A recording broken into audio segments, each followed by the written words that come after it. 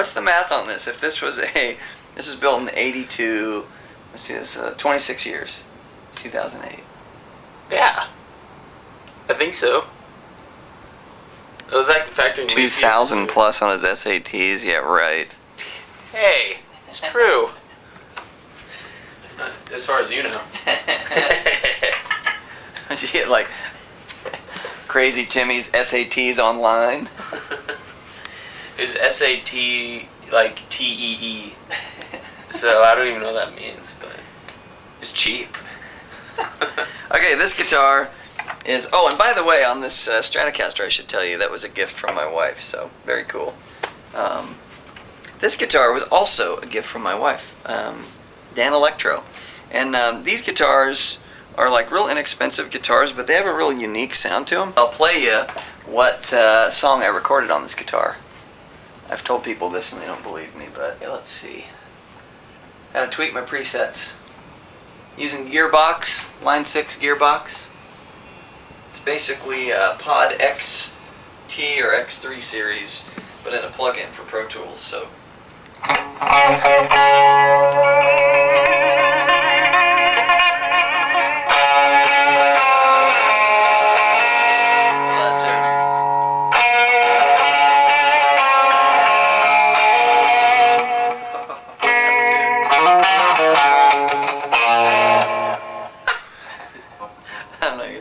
I'm not in the mood to change this up. Yes, anyway, shout out to the Lord. Recorded that on this guitar. For those of you who've actually heard my very first album, the self-titled one, there's a song on there called What Kind of Man?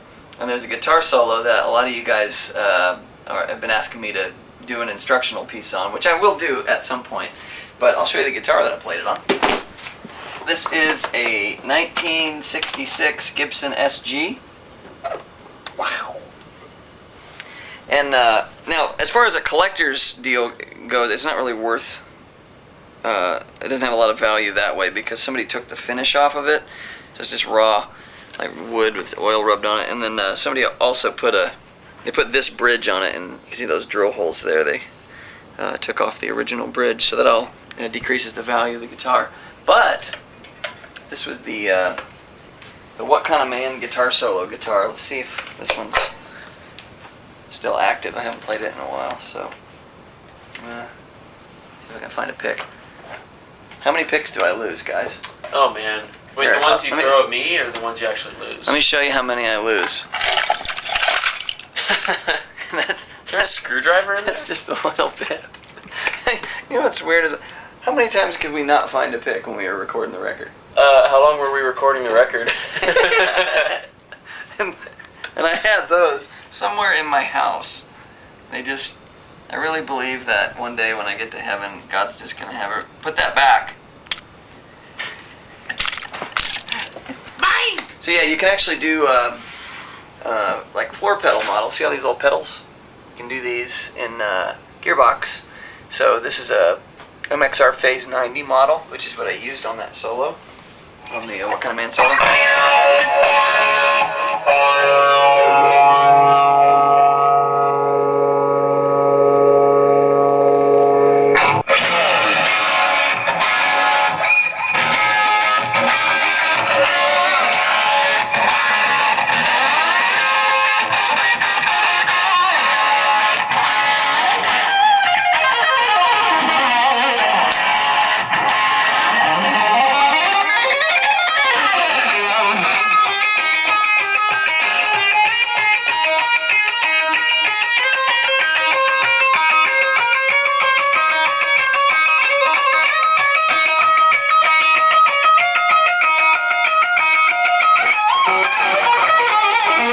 Okay, I made a mistake on that last one. It goes. I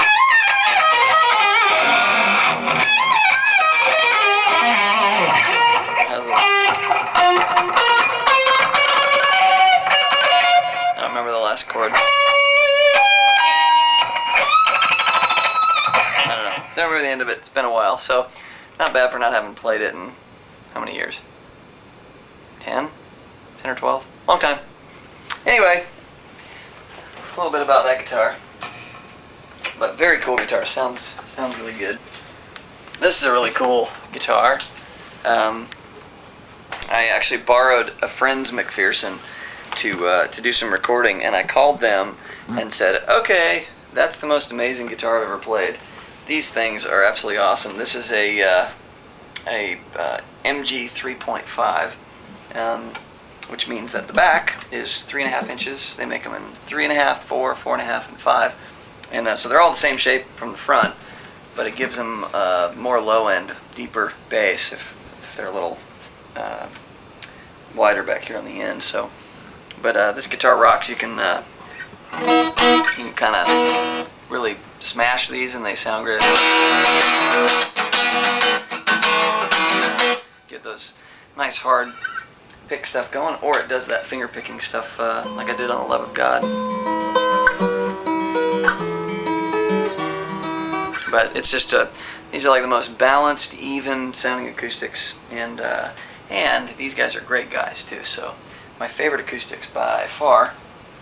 So yes, and pretty much any McPherson. They don't make any bad ones. So my Baby Taylor. I think that's most of them. I think I got some down at the church. Oh, my Eric Johnson Strat's down at the church. So everybody just kind of adopts my guitars around here. And I've got a... McPhail. Yeah, McPhail. Danny, give my guitars back. It's funny, they come back to my house and they're like restrung with different gauge strings, and I don't get any love. But no, hey, anything that's mine is mine. Mine! My John Maxwell, and I use the term "my" very loosely. Mine! John Maxwell, Leadership Promises for Every Day.